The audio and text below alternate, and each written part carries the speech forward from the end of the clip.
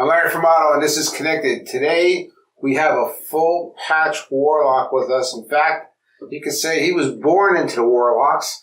His name is Nick. Nick, how you doing, buddy? I'm doing great, guys. Good. So, kind of just walk us backwards, I guess. You say you're born into the Warlocks. Explain that all to us, would you? My grandpa and my dad were both presidents, That's serious. He had me, and I've just kind of been around ever since. All right, so your grandpa and your dad were both presidents. Yeah. Wow, that's pretty cool. And so, obviously, yeah, you were born into it, I guess. So, yeah. And I guess that's, you watched them, and I guess that's kind of the life you decided to follow. Yeah, I just, everything that he's been doing and done and been in and out of the big house for, I've been doing and I've done, and I've been in and out of the big house for, so I mean. So you guys are the true sons of anarchy for sure, right? Yeah. Hey, before you tell me your story, I just want to ask you, how close, I'm just really kind of curious, how close, have you seen Sons of Anarchy? The TV series? Oh my gosh, everybody asks that. I've tried to see it, but they put everything out there. Our motto is our business is none of your fucking business.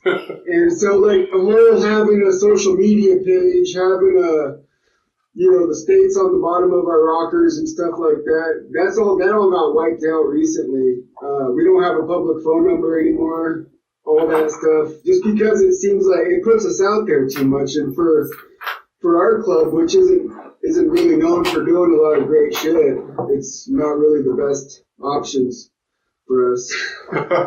Okay. All right. So, I guess at a rather young age, you decided to do what? Tell me what. How did you evolve? I mean, from a standpoint of. Until I was around 14, my dad was in prison, and I decided that I didn't want to go through all that, and I didn't want to keep, just everything was so willy-nilly up until that point that I decided to start traveling on my own. And I went with my buddy Juan, who had another uncle named Juan in Florida, Claudio, and he owned a chain of T-shirt shops and just like vintage clothing shops. And I went there and worked with him and sold ecstasy for about 4 or 5 years.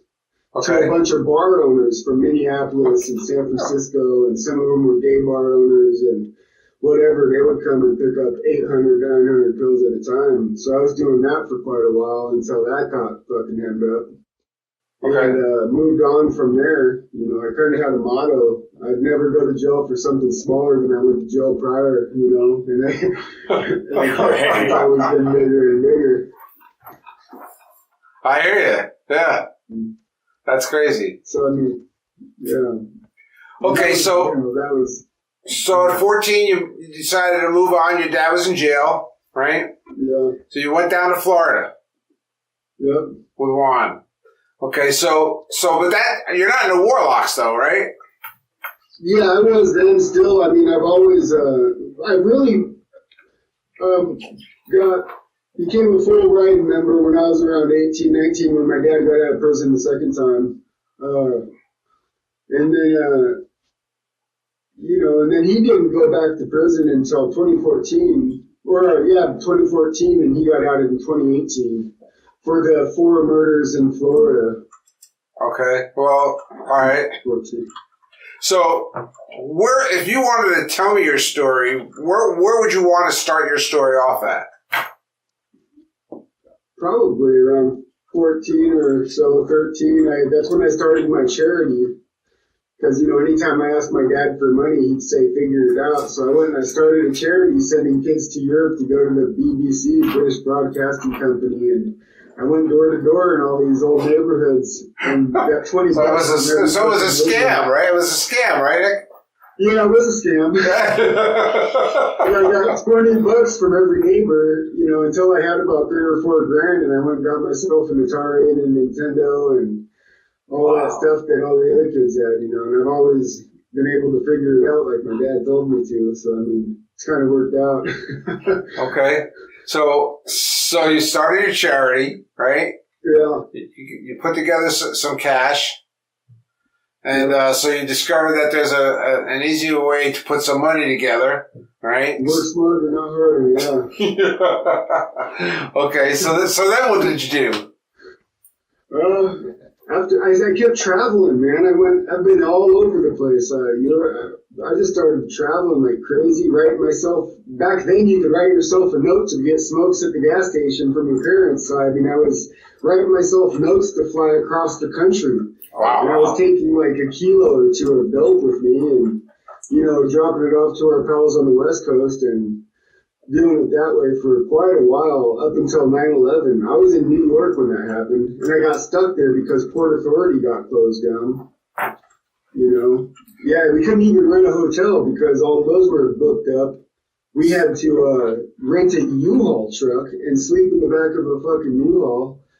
You know, it was pretty crazy. That is crazy. Running drugs. So before 9/11, you could pretty much get away with a lot of shit, you know, flying and oh my God, yeah, dude. Yeah, you could. So can you tell us a little bit about those experiences? Okay. Are you able to talk a little bit about that experience or no? Can you tell us some stories that maybe, you know, are... I mean, yeah, it was pretty cut and paste. I mean, they didn't touch you. There was no fingers up your butt at the airport every time you went through. Like, I had long hair up until a couple of years ago. I just got so tired of them searching me every single fucking time I went through the airport. I finally cut it, and they stopped searching me. As soon as I cut my hair, they fucking stopped searching me. Wow. Yeah. That's crazy as hell, man. Yeah. I mean, there was nothing that I couldn't do on that damn airplane. I'd have dope in my shoes, dope taped to my legs, dope taped to my nuts, dope taped up my butt crack, dope up my back. I mean, they never did anything for about 10 or 12 years of me doing that. Wow. Yeah. That's crazy, right? Yeah. So this is the kind of life that, you know, you never hear about, right, Fats? No, I mean, you would never expect somebody walking through dope taped everywhere on their body except what can be seen. Yeah, absolutely nothing. Yeah, you couldn't see nothing. I mean, I've swallowed it as well when I was coming from South America, because you could still get away with a lot more back then, before 9/11, than you could have now, coming back from Mexico and stuff like that. You know, I'd get on there and I'd swallow so much that by the time they finally sat us down on that plane, I had to take the biggest fucking shit you ever seen in your life. That's how it felt anyways. It was the most uncomfortable feeling you could absolutely think of. Wow. And back then, it was probably a lot of money to do that. You know, I bet. Oh, man, it was great money, man. I had a fucking condo in fucking San Francisco. I was staying in New York whenever I wanted to in a place on 82nd there up by the international hosteling place where all those college kids would hang out. And I chose that on purpose because I was selling coke to all those fucking college people that were traveling around the world, backpacking and shit. Wow. And I would go to different spots around Europe and Vietnam and Thailand and Laos and Cambodia because they all did that big river right there. And I was selling them dope that I was bringing from New York. So you were actually flying, let me see if I understand this. You were going from here in the States to Cambodia and bringing dope there? Isn't it usually the opposite? Well, I would go to Vietnam and Laos, but it was easy to get to Cambodia from there. You just floated in a raft down the goddamn river. That was absolutely all you needed to do. And while you're doing that, you're drinking at every bar along the river, and you're hanging out with all these college kids, man. And it was them that was selling the dope. I didn't have to do a damn thing. That's crazy as hell, man. Yeah. Usually, you would think it's the opposite, right? I would think it was coming from there over to here. No, I didn't have any connections over there. I had to take my own shit. That's crazy as hell, man. Yeah. That's stupid crazy. Now, back in the 70s and 80s, when you were coming up, did you know people like him that were doing this, or was your group more so really just heavily in the stock market, or did you actually know people like this? You hear that question? Yeah, man. Like, I guess Frank Lucas. You know Frank Lucas. He probably was most known for going over to Vietnam in the 70s when the war was still on and bringing heroin over here. You know, he had it going on back then. So, but yeah, which... That's crazy. I found some, when I was cleaning my grandpa's place out after he passed, rest in peace, I found some heroin there that looked about that old. I wonder if it was from fucking Vietnam. Maybe it was, man. Who knows? That's pretty cool. All right, so, man, like, so you're a world traveler. I try to be, man. I haven't. The last couple of years, I've been calming down a lot just because I'm trying to change pace and just change the way things have been going. Times are changing. You can do a lot more now legally than you could have, you know, I mean, or than I could have, than the options I thought I had, you know, back when I was younger. Yeah. So let's go back to your younger days. So, Yeah. So I guess about 18 or 19, you said, right, is when you became a writing member? Yeah. I was kind of always too scared of those things are fucking heavy, and I've always been a lighter guy, smaller, lighter guy. So that's when I was more comfortable actually riding with them and going, you know, nonstop. And right away, I pretty much became nomadic. Because I love traveling. So, I mean, I was in every state in this country just riding on. I've slept on the bike on the side of the road, literally. Wow. Curled up. Yeah. Wow. That's like, I'm trying to even comprehend that. You know, it's like, you know, I know you're real, and I know this isn't bullshit, but, you know, most people would never even, like, imagine that, you know? Yeah. I guess it is just how you live, man. It is what it is. So tell us a little bit about that. What it was really like to live like that, man. I mean, can you like go into more detail? Like, what would you do? I mean, I wouldn't trade it for the world, man. None of the experiences I've had, even prison. I don't know. Meeting people, all the different ladies, I suppose. Everything. It was just I don't know. It's like a dream almost, man. It's just different. It's hard to talk to anybody about it because it's hard to believe for myself half the time. Yeah. You know? It's just one of those things. Well, it's just how I've lived. Okay, so I'm a guy that really knows nothing at all about, you know, MCs. So, yeah. So for people like me who, like, I watched Sons of Anarchy as an example. Which we're motorcycle enthusiasts.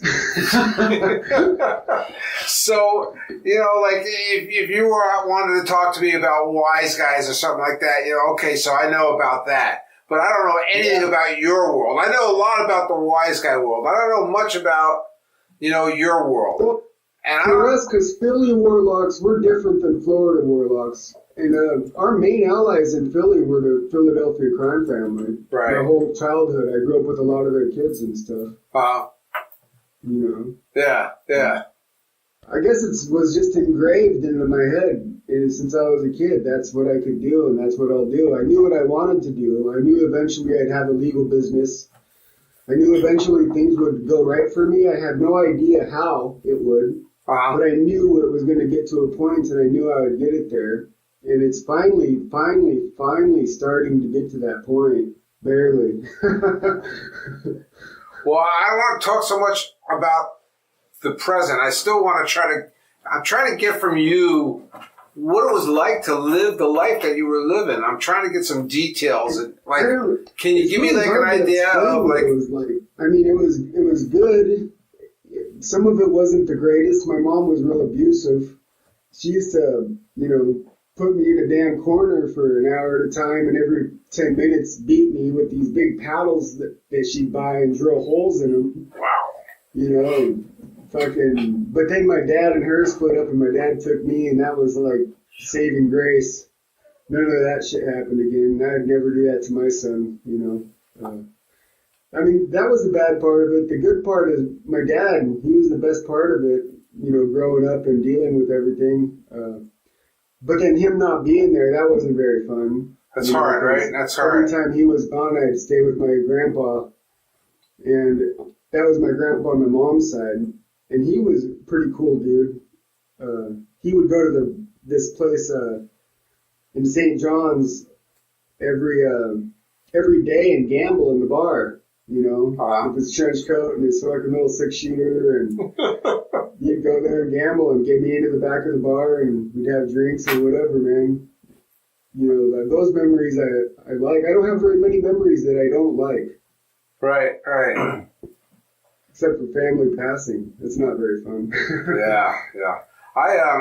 My oldest son, I have a good relationship with most of my kids. But yeah, my oldest son, you know, we're very, very close. And even when I was away, you know, I was away for 5 years. So even when I was away, you know, we still maintained, you know, that bond, you know, and it's something we've never lost. He's, you know, been my partner, I guess, since he was 18 years old. Yeah, that's the only way to say that. He's part of you, man. Yeah, for sure. Part of you. Yeah, so it's cool to hear you talk about your dad. Even though he was away, you guys still have that closeness. You still have that bond, man. That's so fucking cool. Yeah, man, that's really cool. I'm not ashamed of anything that he's ever done, and you know he's not ashamed of anything I've ever done. He's proud of it, no matter how bad it's been. Yeah, that's cool. So, having a granddad and a dad that was a president of Warlocks, I mean, that's pretty fucking cool, man. Seriously. Yeah. I mean, did you walk around like knowing that, okay, nobody's going to fuck with me, like, ever? Did you actually, that's quite the opposite. We have a lot of enemies. Florida Warlocks have been at our throats for a long time. Really? And then there's, the Pagans, you know, who my uncle has been president of, and that's my dad's brother, Philadelphia Pagans. Those guys have been at war with us. My uncle and brother have tried to kill each other multiple times. And I get along with my uncle. Wow, so how does that work, man? Like, brother against brother? A lot of the times I was the one trying to be the guy saying, hey, don't fucking do that. You know, I was always trying to keep them far apart. And it worked most of the time. Wow. So, like, all right, so can you tell us, you know, anything about that? Why you guys are, you know, I don't know. This shit's like so interesting. Had different ideas, and sometimes they had the same connections with the crime family. Right. And they considered everything that they did stepping on the other person's foot. Yep. You know. So, I mean, it was just kind of a big deal. And you know how it is with the crime families, like, they're fucking killing each other for power. You can't trust your brother half the time. Yeah, for sure. That's the way it is, for sure. So you have relatives that are high up in other motorcycle clubs. Yeah. And you guys are at each other's throats all the time. Yeah, and then I'm in the middle of it. I got shot in the leg twice when I was 8, just riding in a car with my dad. Wow. That's crazy. That's crazy. What did him? What? I know at 8 you say to yourself, I'm just a kid, like, holy shit, I just got shot. I mean, I thought it was cool because we didn't even know what happened until I got home and I was peeing, standing there, and my shoe was all wet, and I was sliding my foot back and forth in my shoe, and I went to go look to see what was wrong, and it was full of fucking blood. Wow. So you didn't feel the bullet? I don't know how I didn't feel it. It must have just been in shock or something. Yeah. That's crazy as hell, man. They hit my shin. They both hit my shin, and he was able to peel them right off the shin bone and out, you know. And to this day, that didn't really hurt that bad. We just let it heal the way it healed. I still have these two big, like, gnarly spots on my leg where hair don't grow. Wait a minute. So you didn't go to the hospital. Your dad treated you. Yeah, I didn't need to go to the hospital for that's that tough. Thing. Yeah, that's a tough motherfucker right there, boy. I wouldn't go. Yeah, no, there wasn't no life-threatening wound or nothing. Wow. Just in case CPS is listening, we don't know. Right. So if I can ask this question, let me see if I can ask this question. So you have the Warlocks in Florida, right? Yeah. Warlocks. No, the Warlocks in Florida are the shitty ones that my dad that he kicked out, and they tried to ambush them, 4 of them in Florida during a charity event. And my uncle, the dog, Paul the Dog Smith, he came out and killed all 4 of them. They tried to ambush my dad. Yeah. Wow. That's crazy as hell. He just in 2018 beat all 4 of those murder charges. Well, let me just ask you this question so that I know for sure. Do I need to edit that out of this? No, you don't. They beat it. They're free and clear. Okay, all right. I just want to make sure. Yeah, that's totally okay. Anything that I'll answer and talk about is okay. All right, well, what? So, man, this is blowing me away. So I don't even know what to say. I don't even know what to ask at this point. He's got his dad. He's got his grandfather. Yeah. That are both presidents. Yeah. So when he was 18 and decided, I'm going to ride with this group, did you have to start as a prospect, or did you just walk in the door like... I just was already in. I've done more shit than half of their fucking prospects. Wow. So at 18 years old, he's like, I'm the dog now. You know? It's like, wow, that's crazy. That's what I'm saying. Like, so he went... We don't do prospects, man. We don't do prospects. We call them probates. Probates. Yeah. So you skipped all that and went right to the front of the line. Well, I was a probate since I was born. Wow. That's crazy. Yeah. So, right along. we don't want to sound like we're naive, but we really are to this. So, it's like... Oh, I know, yeah. Even the allies don't know the way it is, We have our own laws. We kind of supersede all the laws. Do you have a favorite story from back then that, you would like our audience or us to know, like something that had to do with you that was just synonymous? I really, there is one story of an enemy club that completely disappeared. Okay.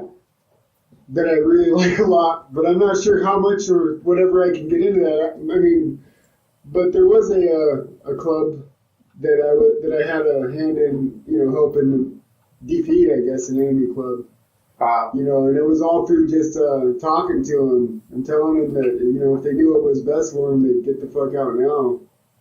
And it worked, they got the fuck out now. Yeah. And that was some gypsy jokers. So, I just want to go backwards a little bit, Nick, if you don't mind, because we were talking about the Warlocks in Florida or Warlocks in Philly. So, is there still Warlocks in Florida? No. There is, but not the chapter that my dad tried to 86 because of the show Warlocks Rising that they were doing with Discovery Channel. Okay. That was really against our motto and everything, so he went there and in person told them they had to drop their patches and get out of the 1% of community. And they didn't like that idea, and the next week or so later tried to ambush them. 6 of them came to try to ambush them, 4 of them with guns. And it was just him and my Uncle Paul at the VFW doing the charity event. And my Uncle Paul came running outside and disarmed all 4 of them and made them get on their knees in the middle of the street and shot them all in the face. Wow. And they beat it on stand your ground because they did try to kill him. They tried to run him over with a Harley and all kinds of shit. Wow. That's my dad and my uncle were both in Vietnam as well. They were both Rangers in Vietnam. Wow. They're badasses for sure. No, I didn't think so until that happened. Because I've never seen anything like that. I've seen a lot, kilos and kilos and kilos of fucking dope, but I've not seen anything happen like that. One time when I was a kid, I heard someone screaming in the basement, and for a few days I didn't know what was going on. But for a few days, it was a whole new fucking level. Yeah, sure. Wow, this is so interesting. And who's better, you think, them or the Angels? Oh, I don't know, and I'm not going to ask that question. Are you out of your fucking mind? You're crazy as hell. Anyway, stupid. Sometimes I gotta hold him back a little bit there, Nick. You know. What's wrong with the Angels? I don't know. Ask him about them. Are you friends with the Angels, or is that another group that? Well, they're mostly on the West Coast. Once I got here alone, actually, I did start bridging ties between the two clubs, and now they network. Oh, I actually started bridging ties between a lot of black gangs on the West Coast. Long Beach Crip, LBC, where Snoop Dogg resides and shit like that. Wow. And my dad's club, you know, and now they have music videos riding fucking Harleys.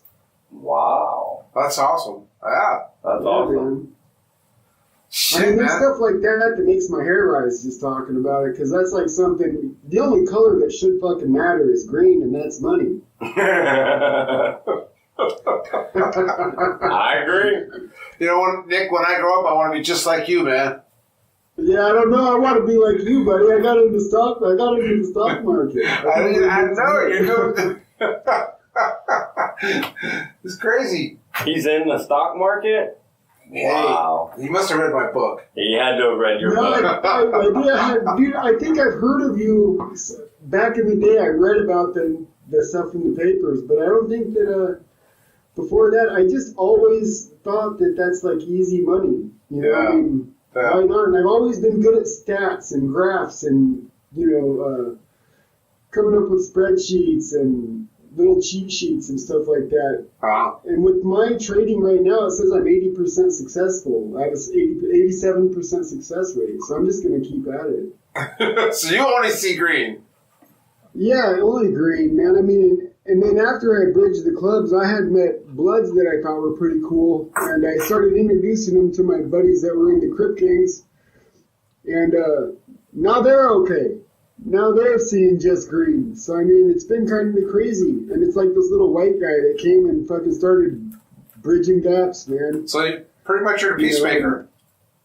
That was when I was really young, just because the only color I cared about was green, you know, and I just wanted to make money, and you know, my dad was probably in prison around a lot of those times, so I was, you know, giving him commissary money and shit. Sure. Yeah. I had to keep making green to do that. Yeah. So, I mean, yeah, that's a hard life. It's not really a hard life though. To me, it's like everybody kind of has to pay their dues if you're in that lifestyle. Right. And that's what I was doing, and I was having a fun time doing it. It was like a big party to me. So when you were like riding, did you ride alone or did you ride with other guys when you were like doing your trips across the country and stuff? Usually with other guys, because if we had enemies at the time and they're gunning for my dad and they couldn't get him, the next best option was me, because I'm my dad's son. So I always had guys with me. I still do to this day, usually. Wow. So okay, all right. So that was going to be my question. So when you're going across the country, you know, do you run into these people, or you know? A couple times I have, but I've had good people with me, you know, and most of the time they just didn't fuck with me. One of the times actually I made friends because I introduced them to a bunch of chicks we were hanging with, and to this day they're good pals of mine, and they got my back. So I mean. Nice. I'm not my dad. I'm me. I'm a whole different fucking human being. Right. So, you know. so is your dad still the president right now? Yeah. Oh yeah. Oh wait, is that something you want to ask? I don't know. No, that's okay. He's totally. Yeah, he's in charge of everything. He's international. He's in Europe right now. No shit. Yeah. Yep. I'm in awe. I don't even know what to say right now. It's like I'm like, wow. All right, so this is crazy. So is when you were growing up as a kid, those times is it if I was to say right now, man, I want to be a biker, would it be the same now as it was when you were growing up, or is the lifestyle of bikers like night and day?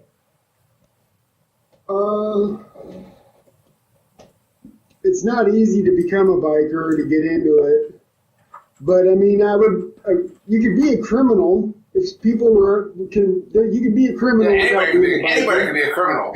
Yeah. You know, because some people just aren't suited for the lifestyle. I didn't think I was for the longest time, and to this day I still question whether or not I should have just started my own mob family or whether or not I should stay a biker. I question myself, sort of, to this day. I mean, everybody's kind of their own piece of the cake, I guess.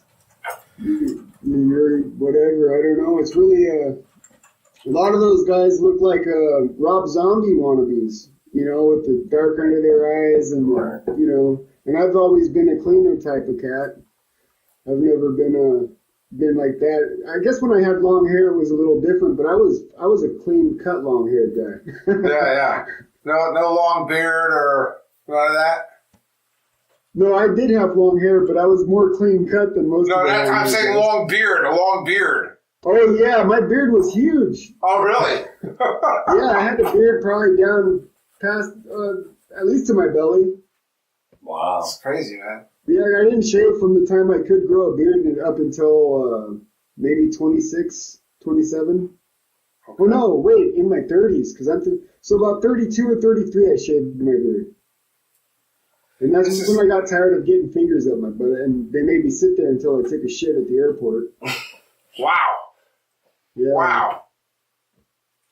So, I don't even know. So, you still travel quite a bit, I guess, right? Well, I'm trying not to. I found this town in Oregon that's real small, and there's nothing here except for crime-wise, except for me. I mean, literally, it's right on the river. It's a beautiful park. It's a 2-minute walk from the house, and I can take my 4 little wiener dogs down there, and whatever. There's a high school football field across the street. Well, we don't want to give away too much about where you're living, I don't think. But no, I mean, it's whatever. Yeah. Holy they better shit. fucking come. They better know they're walking into a fucking hail of machine gun bullets. Yeah, right. For real. So, wow.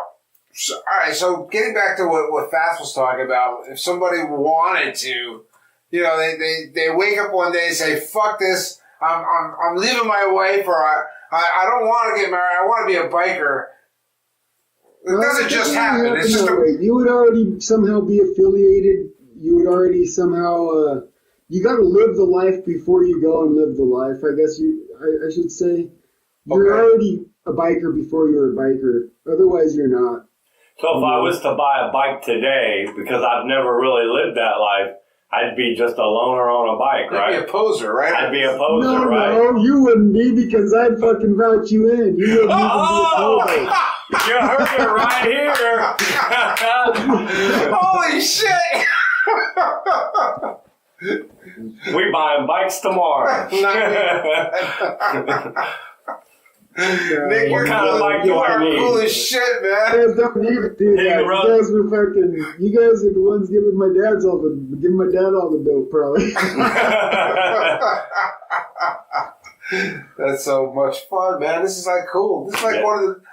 I don't know whether this is going to be like one of our best interviews, but for me it is anyway. I love it. I think you're cool as shit, man. I really appreciate, you know, that you're willing to come on here and talk to us about your life, man. It's just... I appreciate you guys, man, because since I was young, I was like, this is another thing I've had in my mind since I was 12, because I was sitting there one time and I knew a light bulb all of a sudden flashed over my head. It's like that feeling that you get where you know that this is what you want to do.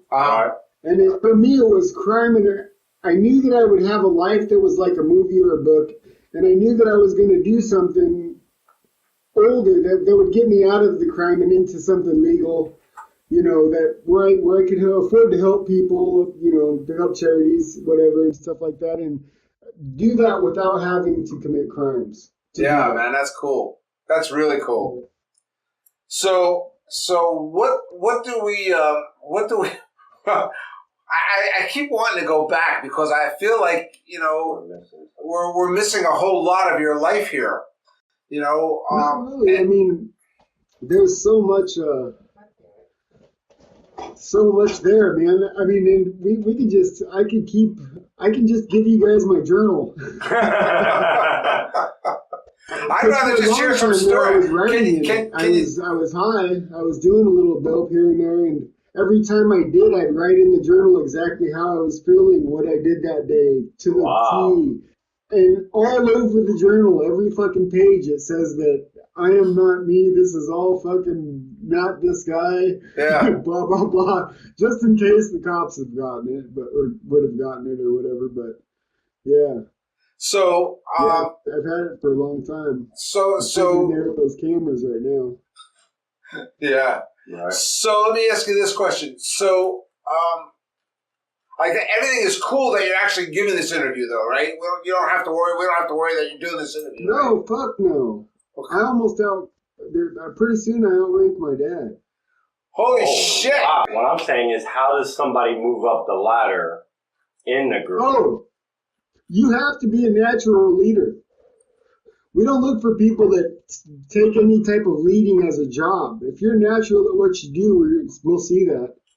And you'll move up the ranks to do something that you're more suited to be doing. You know, if you're naturally a problem solver, if there's a fight between two members and you're really good at managing that and damage control, that's what you're going to be doing.